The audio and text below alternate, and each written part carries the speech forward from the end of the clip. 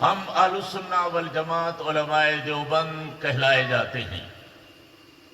ہمارے مسلک کا نام اہل السنہ والجماعت ہے۔ ہمیں قرآن اور حدیث کا علم پورے ہند میں علماء دیوبند کے حوالے سے پہنچا ہے، اور یہ وہ شخصیات ہیں کہ ہم مدینہ یونیورسٹی میں پہنچے تو ان کے اساتذہ بھی میرے علماء دیوبند کی شرحیں دیکھ کر صبح حدیث کا سبق پڑھاتی نظر آئی تھی۔ میں نے وہاں ایک شیخ کے ڈیسک پر رکھی دیکھی، میں نے کہا ھذا بدر المجود، یہ ابو داؤد کی شرح ہے بدر المجود، یہ دارالعلوم دیوبند کے مولانا خلیل احمد امبیٹوی نے لکھا ہے، اور آپ کو معلوم ہونا چاہیے یہ حنفی ہے، یہ دیوبندی ہے۔ تو اس کی شرح کو دیکھ کر صبح سبق پڑھاتے ہو، پھر اس کے بعد یارونی پر فتویٰ دیتے ہو، کچھ تو غیرت ہونی چاہیے۔ بہرحال ہم دیوبندی کیوں کہلائے جاتے ہیں؟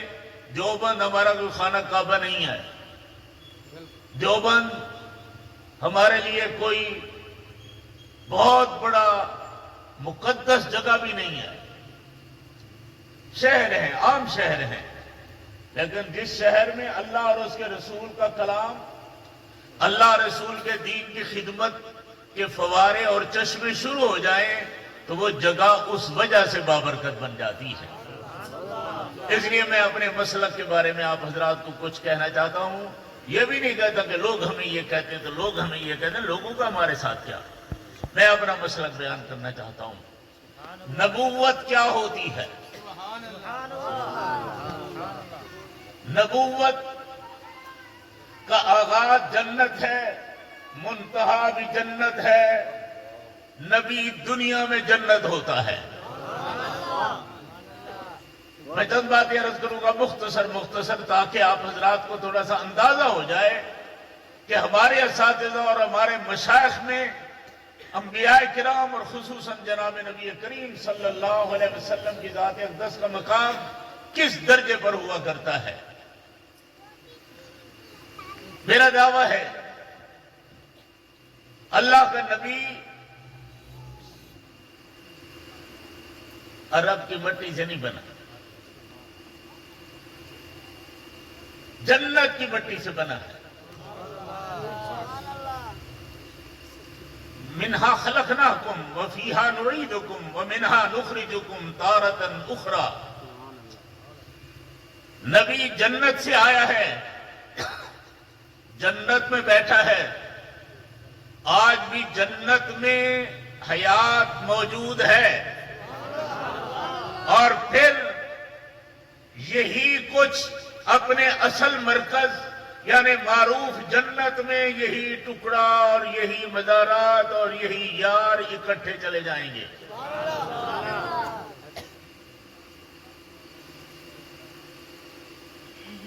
نبی جنت ہے، کہہ دو نبی چلو نذیر جنت ہے، مسیل جنت ہے۔ جنت کے تمام اوصاف اللہ جل جلالہ اپنے نبیوں کو عطا فرماتے ہیں، اور اس وقت ہماری گفتگو مقام محمد عربی صلی اللہ علیہ وسلم کی ذات اقدس پر ہے۔ جب لوگ جنتی جنت میں چلے جائیں گے، جنتی جنت میں چلے جائیں گے، تو جنت میں جانے والا آدمی معصوم ہوتا ہے۔ معصوم کا معنی گناہ کا تصور ہی نہیں ہوتا، گناہ کا تصور ہی۔ بھلا اس جگہ پر گڑمٹ تھا، غلطیاں بھی تھیں، نیکیاں بھی تھیں، لیکن جب اللہ نے اس کے جنتی ہونے کا فیصلہ فرما دیا اور وہ جنت میں چلا گیا تو اب معصوم ہے، اب معصوم ہے۔ کسی جنتی کے دل میں غلطی اور خطا کا تصور نہیں ہوتا جنت میں، اور اللہ کا نبی دنیا میں معصوم ہوتا ہے۔ یہ وہ جنت کی نظیر ہے، وہاں جنتی معصوم ہوں گے، یہاں اللہ کا ہر نبی معصوم ہوتا ہے، اور آمنہ کا لال تو سید المعصومین ہے، خاتم المعصومین ہے۔ سمجھ آ رہا ہے؟ جو لوگ چند کتابیں پڑھنے کے بعد، کوئی پی ایچ ڈی کر لینے کے بعد، کوئی پروفیسر بن جانے کے بعد وہ بدبخت میرے خلاف نہیں بولتا، تمہارے خلاف کوئی بات نہیں کرنے کی ضرورت کرتا، وہ اپنے نانے دادے کے لیے کچھ نہیں کہتا، اس کا منہ کھلتا ہے تو نبیوں کے لیے، ان کی تحریر چلتی ہے تو انبیاء کے لیے۔ تو جو دنیا میں چلتی ہوئی نظیر جنت کے خلاف ہے اس کو جنت نہیں ملے گی۔ ایسے لوگ ہیں، ہمیں بھی شوق ہو گیا ہے کہ ہر گڑ بڑ سنا کرو، درود شریف پڑھنے کی ضرورت نہیں، تلاوت کرنے کی ضرورت نہیں، صحیح معنی کسی استاد کے سامنے قرآن مجید کا معنی مطلب شروع کرو، تفسیر پڑھو، اس کی گنجائش نہیں۔ ہم نے T V per on line ان بکواسات کو سننا ہے۔ کوئی کہہ دیتا ہے جی اللہ کا نبی کہ اگر توہین کی جائے تو یہ گناہ ہے اور تنقید کی جائے تو یہ جائز ہے۔ یعنی کتنا پاگل ہے، تنقید اور توہین میں کوئی فرق ہے؟ بولو، تنقید توہین ہوتی ہے، توہین تنقید ہوتی ہے۔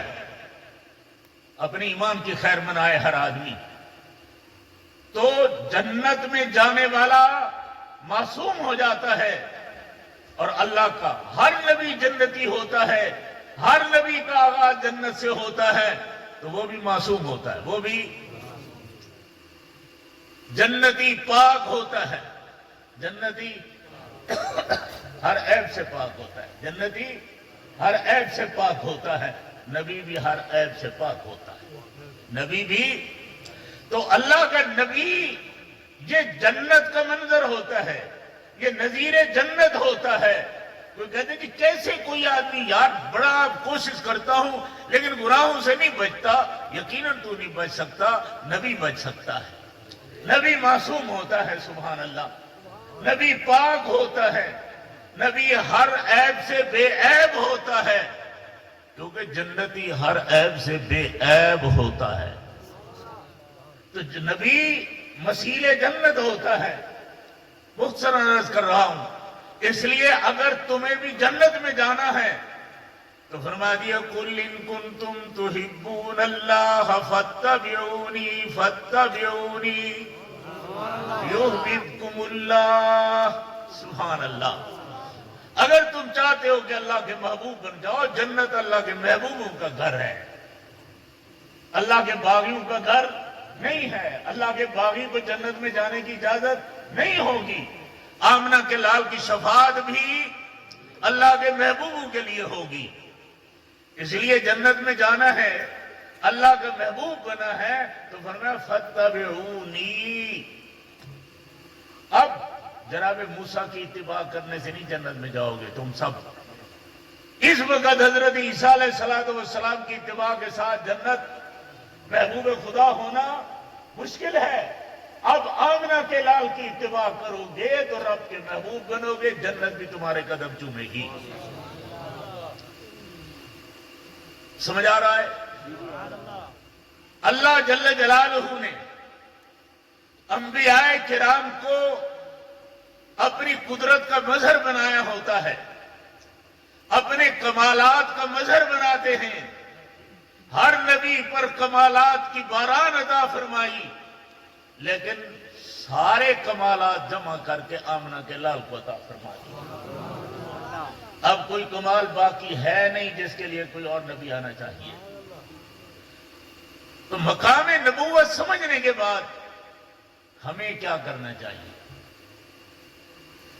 اللہ کے نبی کا راستہ لینا چاہیے یا اپنی مرضی کرنی چاہیے؟ سیدھی سیدھی بات کرو، کھلی کھلی باتیں کرنی ہے، کوئی تقریر نہیں ہے، خطاب نہیں ہے، ووٹ شوٹ بھی نہیں لینے ہیں، نہ جماعتی نہ الیکشن نہ کچھ بلا ہے۔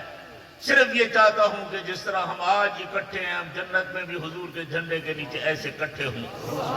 عقیدوں کو کھول کر سمجھو، سیدھی سیدھی بات ہے۔ ایک راستہ ہے اللہ کے نبی کا، اللہ کی اطاعت کا، اللہ کے رسول کی اطاعت کا، ایک ہے بغاوت کا، مرضی ہے جو چاہو لے لو، جھگڑا تو ہے ہی نہیں۔ لیکن توسی صاحب کہتے تھے دود نہ کیا کرو، اللہ کے رسول کے ساتھ بھی دود کر جاؤ، نعرے مارو کہ ہم تمہارے لیے جان بھی قربان ہے، اور پھر بغاوت بھی حضور سے۔ پھر ہمیں حضور اکرم صلی اللہ علیہ وسلم کی ذات اقدس کا سر تاپا، حضور کا حلیہ مبارک، حضور کی صورت مبارک، حضور کی سیرت مبارک اچھی نہ لگے، زبان سے کہہ دو تو علماء فتویٰ لگا دیں گے، لیکن عمل سے تو دنیا دیکھ رہی ہے نا کہ اس کو حضور کتنا پیارے ہے۔ عقل کرو، اپنی زندگی میں اپنے راستے کو متعین کرو خدا کے لیے۔ غلط کر رہے ہیں جو کچھ ہم کر رہے ہیں، ہماری لینیں غلط ہو گئی ہیں۔ ہم سب لوگ کہتے ہیں جی معصوم تو نبی ہوتا ہے، اس کا معنی یہ نہیں ہے کہ بھئی تم حضور کی بغاوت پر اتر جاؤ کہ ہم معصوم تھوڑے ہیں۔ حیا کرو، میں بھی حیا کروں، آپ بھی حیا کریں۔ اللہ کا نبی آیا اس لیے ہے، فرمایا وَمَا أَرْسَلْنَا مِن رَسُولٍ إِلَّا لِيُطَاعَ بِإِذْنِ اللَّهِ۔ اللہ کا رسول صرف اس لیے نہیں آیا کہ اس کے صرف انگوٹھے چوم لو، اس لیے آیا ہے کہ اللہ کے نبی کی غلامی کرو، اطاعت کرو۔ مختصر دو باتیں عرض کر دیتا ہوں۔ اطاعت رسول قول رسول کا نام ہوتا ہے، یعنی حضور نے جو فرمایا ہے اس کو مانو، اور اتباع کہا جاتا ہے پیروی کرنے کو، کہ جیسے حضور کریں آپ کا عمل مبارک ہو، اس کو دیکھ کر اس کے پیچھے پیچھے چلو۔ اطاعت رسول پر حضور کے ارشادات کو ماننے کے ساتھ اللہ جل جلالہ کی طرف سے حکومت ملتی ہے۔ جو خلفائے راشدین ہے، جناب مہدی اور حضرت عیسیٰ کا دور آئے گا، یہ اطاعت رسول کے صدقے ان کو حکومتیں ملیں گی۔ آج بھی کوئی کرے گا تو ٹھیک ہے، ورنہ جوتے کھائے گا۔ اور اتباع رسول سے محبت ملتی ہے، جو حضور کے ایک ایک نقش کو دیکھے۔ عبداللہ ابن عمر کی طرح وہ جا رہے ہیں حج پر، سونے کا تقاضا نہیں، سو گئے، پیشاب کا تقاضا نہیں، ویسے بیٹھ گئے۔ ساتھیوں نے پوچھا حضرت یہ کیا ہو گیا ہے؟ کہتے بس میں نے مدنی کریم کو دیکھا تھا یہاں سوئے تھے، اس لیے میں سو کر جا رہا ہوں۔ اس سے محبت رسول ملے گی، اطاعت سے تمہیں دنیا کے اندر حکومت ملے گی۔ آج جوتے اس لیے کھا رہے ہیں کہ ہمارے حکمران گندے بن گئے ہیں، ان کو امریکہ کی محبت، IMF کے پابند لوگ، ذلیل ترین لوگ، بدبودار لوگ بن گئے ہیں۔ میرے مدنی کریم کے نظام کے مقابلے میں یہ کسی اور نظام کو، حضور کے بیانیے کے مقابلے میں کسی اور کے بیانے کو ترجیح دیتے ہیں، خود بھی ڈوب رہے ہیں، ہمیں بھی غرق کر رہے ہیں۔ اللہ تعالی ہمیں ان سے جان چھڑوائے، کوئی اچھے لوگ آئیں، اللہ کرم فرمائے۔ تو ایک بات میں عرض کر رہا ہوں، اتباع رسول ضروری ہے، اطاعت رسول بھی ضروری ہے۔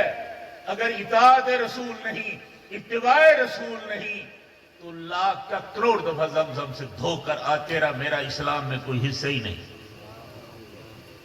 اسلام فرما برداری کا نام ہے، مسلمان فرما بردار کو کہتے ہیں۔ کس کا فرما بردار ہو؟ انگریز کا، IMF کا، اپنی بدبودار اسمبلیوں کا؟ اللہ اور اس کے رسول کا وفادار بن، پیروکار بن، ساری دنیا تیرے قدم چومے گی۔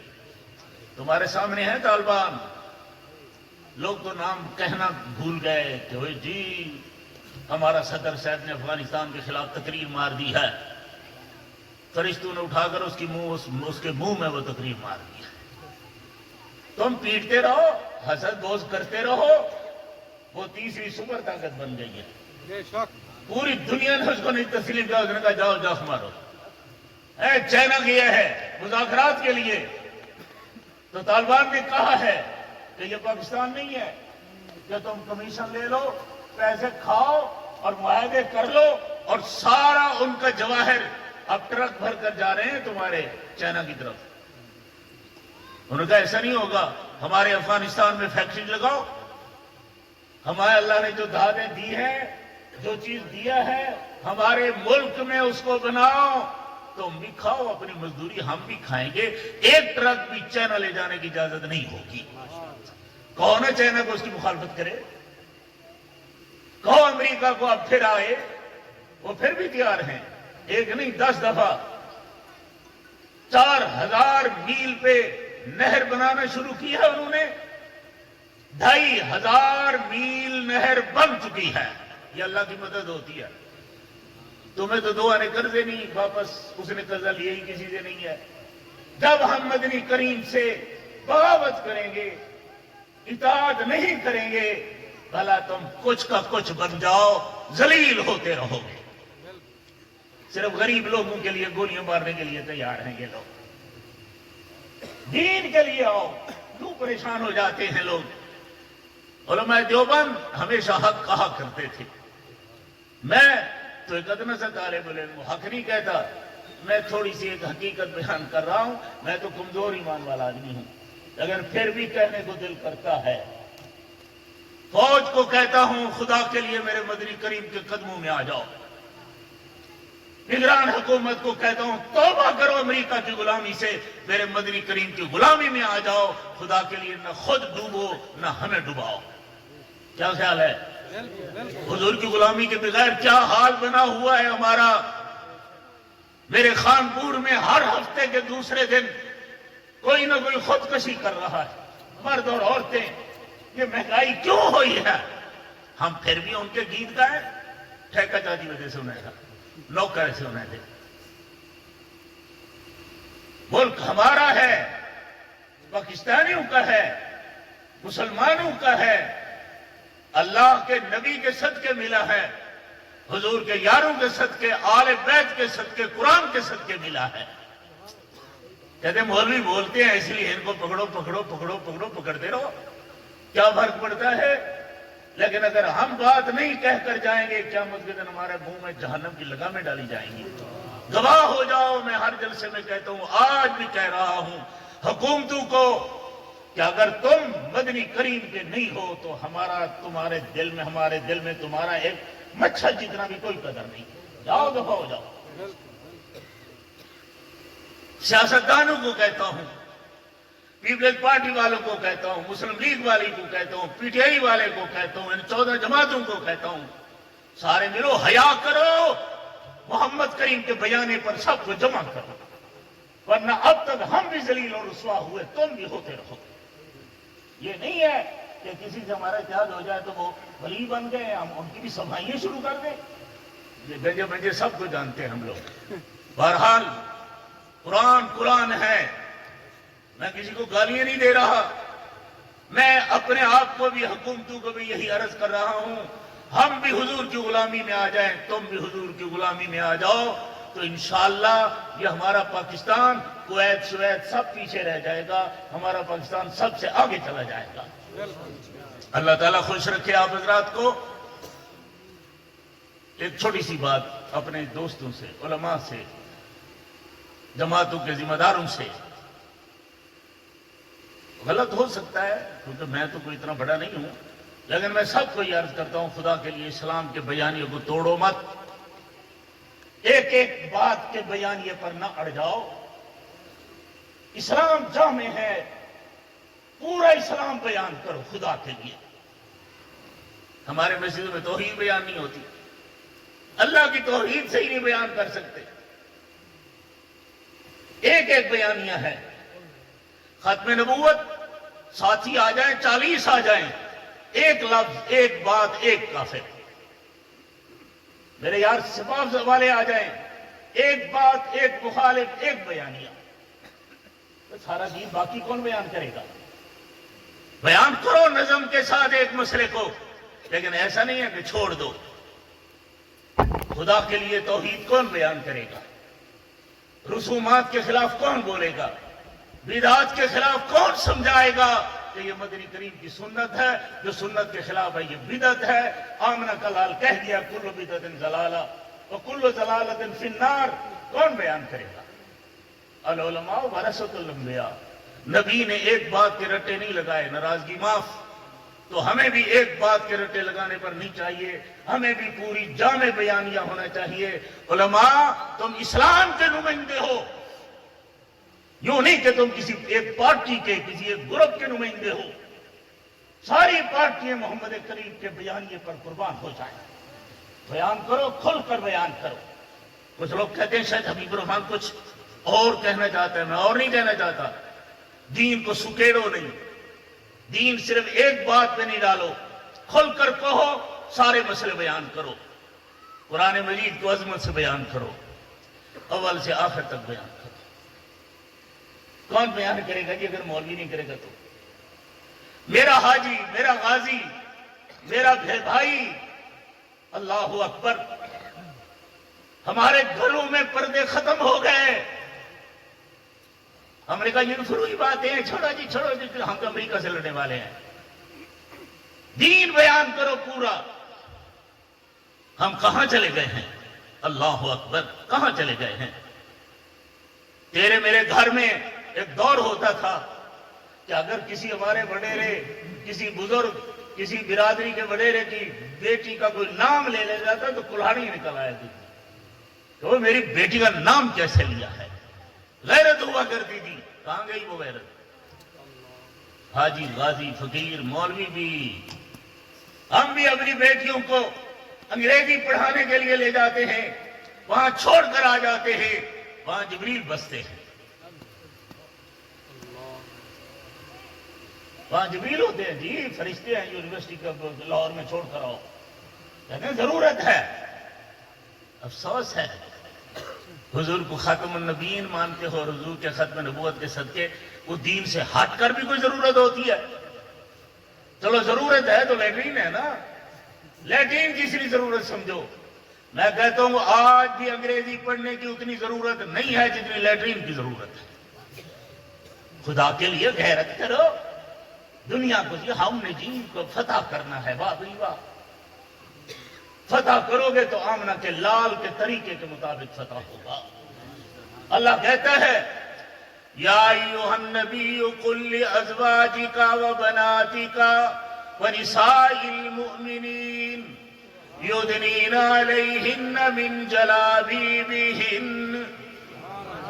اللہ یہ کہتا ہے، میں کہتا ہوں نہیں، اوے دیکھو فلانے چوک پر میری بیٹی کا فوٹو لگا ہوا ہے، اس نے کالج میں یونیورسٹی میں بہت بڑی پوزیشن حاصل کی ہے، وہ میری بیٹی ہے۔ میں کہ بہت مت، کیا ہو گیا ہے انسان کو؟ دین سے ہٹ کر کوئی اور چیز اچھی لگنے لگی ہے۔ اللہ کہتے ہیں وَقَرْنَ فِي بُيُوتِكُنَّ، اپنی بیٹی کو اپنے گھر میں رکھ، یہ شہزادی ہے، یہ ملکہ ہے گھر کی، اس کو ویسے رکھو۔ اللہ فرماتے ہیں سبحان اللہ وَأَحَلَّ اللَّهُ الْبَيْعَ وَحَرَّمَ الرِّبَا، سود حرام ہے، اتنا حرام نہیں جیسے پیشاب پخانا ہوتا ہے، اس سے بھی کئی گنا زیادہ حرام ہے۔ علماء بیٹھے ہوئے ہیں، پیشاب اور پخانے کی حرمت قرآن اور حدیث میں اتنی نہیں آئی جتنی سود کی حرمت آئی ہے۔ پڑے ہوئے ہیں طلبہ، مولوی ذمہ دار پھنسا ہوا ہے، حاجی پھنسا ہوا ہے، غازی پھنسا ہوا ہے۔ وہ جی ٹیوب ویل لگانا ہے، مولوی کو کیا پتا؟ وہ جی یہ لینا ہے تو وہ لینا ہے تو وہ لینا ہے۔ مدنی کریم کا غلام بنتا ہے تو درختوں کے پتے کھا کر زندگی گزار، لیکن حلال کھا۔ یہ نبوت ہے، سیرت کا جلسہ ہے۔ اللہ اکبر، مشکات شریف کی حدیث ہے، جو آدمی سود کھاتا ہے وہ ایسے ہے جو اپنی ماں کے ساتھ 70 دفعہ مکالا ملے۔ میں نہیں کہتا، ایک لفظ اپنی طرف سے نہیں کہہ رہا ہوں، صرف اس لیے میں کہہ رہا ہوں جامع بیانیہ جامع بناؤ، بیانیہ جامع بناؤ۔ ہماری مسجدوں میں، ہمارے مدرسوں میں صلہ رحمی کا ذکر ہی نہیں ہے۔ سل من قطع کا، بھائی کو دیکھو، بہن کو دیکھو، کس کا حق کھا رہے ہو، کس کا حق مار رہے ہو۔ تسبیح اٹھانے سے نہیں۔ عطا المومن شاہ صاحب ایک بات کہتا تھا میرے جامع عبداللہ بن مسعود کے جلسے میں، کچھ لوگ ناراض ہوئے تھے، لیکن میں نے کہا ناراض نہیں، بات وہ صحیح کہہ دیا ہے۔ اس نے کہا لوگ عہدوں پر ہوتے ہیں، اے سی بن جاتے ہیں، بڑے بڑے قاضی بن جاتے ہیں، جج بن جاتے ہیں، لوگوں کے قتل خراب کرتے ہیں، لاکھوں روپے لے کر قتل کو غبن کر جاتے ہیں، بڑی بڑی کوٹھیاں بنا گئے، جائیدادیں لے گئے، اب ریٹائر ہو گئے تو تسبیح اٹھا لی، کہتے ہیں 10 تسبیح اٹھا لے یہ گناہ معاف نہیں ہوتا۔ چلے دو، میری جماعت میں آ جاؤ، ان کی جماعت میں آ جاؤ، مجلس علماء میں آ جاؤ، سپاہ میں آ جاؤ، ختم نبوت میں آ جاؤ، نہیں معاف ہو سکتا۔ جاؤ وہ زمینیں بیچو، وہ کوٹھیاں بیچو، جن جن سے رشوت لی تھی ان کو جا کر واپس دو اور ان سے معافی مانگ کر آؤ، پھر معاف ہوگا۔ ہم دب سمجھ، یہ اسلام کا جامع بیانیہ ہے۔ ہر مسئلہ بیان کر جو قرآن کا ہے، صرف ایک ایک مسئلے کو لے کر مت چلو۔ یہ وہی ہے کہ قرآن کو ٹکڑے ٹکڑے کر دیا گیا ہے۔ ہمارے ہاں یہ ہوا ہے، جہاد کی آیتیں علیحدہ علیحدہ لکھی گئی ہیں، ان کا علیحدہ قرآن بنایا گیا ہے، صحابہ کی شان میں علیحدہ علیحدہ ساری آیتیں اکٹھی کی گئی ہیں، فضائل تبلیغ میں نماز روزے کی علیحدہ علیحدہ کی گئی ہیں۔ یعنی کوئی 10 اسلام ہے بھائی، ایک اسلام پر چلو اور ایک اسلام کا بیانیہ اللہ قبول فرماوے۔ بہت کچھ کہنے کو دل کرتا ہے، لیکن بہرحال کوئی ناراض ہو رہا ہو تو میں ہاتھ جوڑ کر معافی مانگتا ہوں۔ بہرحال میرا ذہن جو ہے، جو اللہ میرے دل میں ڈالتا ہے، اپنوں کو ہی کہہ رہا ہوں۔ ابھی میں نے بریلویوں کو کچھ نہیں کہا، شیعوں کو بھی کچھ نہیں کہا، دوسروں کو کچھ نہیں کہا، میرے اپنی مجھ پر خدا کرے راضی رہیں تو ان کی مہربانی ہے۔ وہ کہتے ہیں یہ کیسے بات ہے، ہر جماعت کا آدمی کہتا ہے شاید یہ میرے خلاف ہے، میرے خلاف نہیں، میں اپنے خلاف بول رہا ہوں، میرا بیانیہ جامع نہیں ہے۔ ایک ایک پارٹی کے ہم گروپ بن گئے ہیں، وہی بات ہمارے لیے ہے، باقی کچھ نہیں ہے۔ اللہ تعالیٰ کرم فرمائے، خاتم الانبیاء صلی اللہ علیہ وسلم کو بیانیہ جامع ہے۔ علماء بیٹھے ہیں، ایک مدنی کریم کی حدیث بیان کر دو جس کے اندر صرف ایک موضوع کھڑا ہو، قرآن مجید کی صرف ایک آیت پیش کرو جس کے اندر صرف ایک موضوع کھڑا ہو، ہر آیت میں 10 موضوع ساتھ ہیں۔ اللہ تعالیٰ کرم فرمائے۔ اس لیے آپ حضرات سے ہاتھ جوڑ کر کہتا ہوں کہ اسلام امانت ہے، علماء کو اس کا وارث بنایا گیا ہے۔ اس لیے علماء کرام، حاجی صاحبان، غازی صاحبان، مسلمانوں، اسلام تمہارا اور میرا مذہب ہے، اس کی حفاظت ہم نے کرنی ہے۔ عملی طور پر بھی ہمیں صحیح معنی سچا مسلمان ہونا چاہیے۔ یا ایھا الذین آمنوا ادخلوا فی السلم کافہ، اور جو تھوڑا تھوڑا ادھر ادھر ہوتا ہے فرمایا ولا تتبعوا خطوات الشیطان، یہ ساری شیطان کا کھاتا ہے۔ آخری خوشخبری آپ کو دیتا ہوں، مدنی کریم کے صدقے ایک بہت بڑی دولت اللہ نے آپ کو دیا ہے، اس کا مصداق کوئی اور ہے ہی نہیں۔ 1,24,000 نبی آئے، ان کی امتیں آئی ہیں، یہ شان کسی کو نہیں ملی جو آپ کو ملی ہے۔ آپ کا ہر فرد صحیح ایمان لانے والا، صدیق اکبر کے صدقے وہ بھی صدیق ہے۔ فرمایا ان الذین آمنوا باللہ ورسلہ اولئک ھم الصدیقون، سبحان اللہ۔ جو اللہ پر ایمان لایا اور تمام رسولوں پر ایمان لایا ہے وہ آمنہ کے لال کی امت ہے۔ پہلے نبیوں نے، ان کی امتیں آئیں، جتنے تھے ان پر ایمان لایا، اور اب حضور کے بعد تو کوئی اور آنا نہیں، ہم نے حضور پر بھی ایمان لایا۔ حضور سے پہلے سارے 1,24,000 کم و بیش جتنے نبی اور رسول ہیں سب پر ایمان لائے ہو تم، مبارک ہو تمہیں۔ بس اتنے لفظوں پہ اجازت۔ خدا کے لیے علماء کی قدر کرو، قرآن اور حدیث کی قدر کرو، 5 وقتی نماز شوق ذوق کے ساتھ پڑھو۔ اللہ مال دے تو زکوٰۃ دیکھو جہاں لگتی ہے، پھر میرا دماغ کھپر جاتا ہے۔ جتنے مالدار ساتھی کسی پیر صاحب کے ساتھ متعلق ہیں وہ ساری زکوٰۃ پیر صاحب کو دیتے ہیں، باقیوں کو بھیک دیتے ہیں۔ جو ہماری جماعت تبلیغی کے ساتھ متعلق ہے وہ ساری زکوٰۃ جماعت کے مرکز میں جمع کراتے ہیں، باقی کو بھیک دیتے ہیں۔ 10 لاکھ 20 لاکھ 40 لاکھ زکوٰۃ ہے تو ہر مولوی کو 2,000 4,000 دیں گے، سارا وہاں دیتے ہیں۔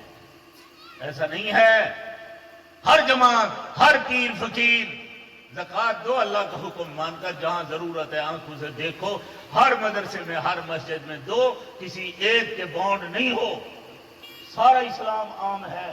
اللہ قبول فرماوے. بس میرا خیال میں پھر اور کوئی باتیں زیادہ رکھی نہ تھی ونجن. بس اتنی دیر سے اجازت. اللہ تعالیٰ قبول. مولانا اعظم طارق صاحب کام کر رہے ہیں, اللہ قبول فرمائے. بس میرا دل یہی کرتا ہے کہ حضرت عثمانی صاحب کو بیان بھی ہو, اور ماشاءاللہ اللہ تعالیٰ آپ حضرات کو توفیق عطا فرمائے.